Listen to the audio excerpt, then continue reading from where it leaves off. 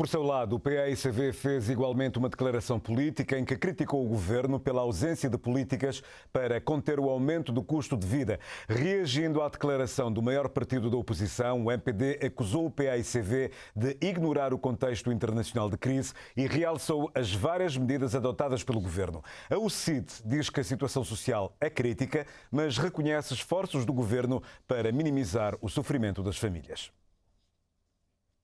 Na sua declaração política, o PAICV recorreu a avaliações positivas de instituições financeiras internacionais como o Banco Mundial sobre o combate à pobreza no período entre 2001 e 2015 em Cabo Verde.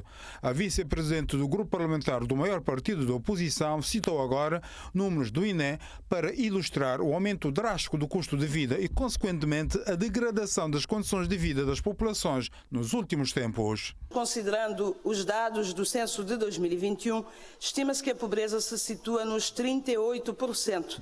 Aumentou mais de 3 pontos percentuais do que em 2015. A pobreza extrema está acima dos 23%, mais 13 pontos percentuais.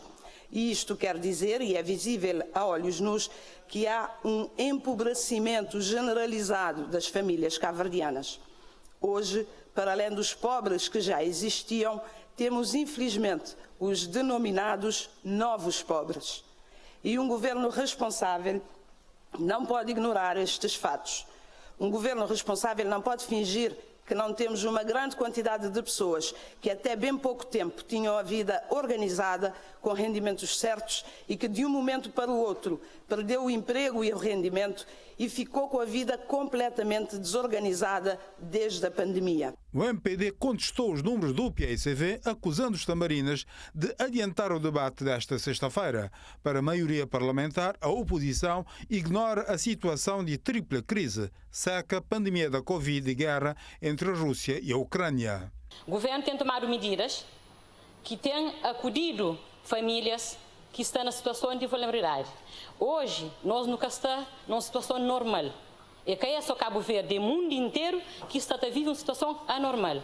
Não passa para a pandemia, depois da pandemia não teve uma crise socioeconômica, nesse momento não tem guerra na Ucrânia que resulta na insegurança alimentar e no aumento de preço de combustível. Ele é um problema só de Cabo Verde, é um problema do mundo. E o governo toma medidas atempadamente. Medida é suficiente? Não, é suficiente. Mas o governo que está parado, o governo que está deixa a população, ele só. O governo que está continua a fazer aquilo que a população mesmo. Agora, em relação à pobreza, senhora deputada, a nossa taxa de pobreza que eu deixava era mais alta do que aquele que nesse momento nos vive com a pandemia, com 3 anos de seca, nunca está satisfeito com a taxa de pobreza que não tem.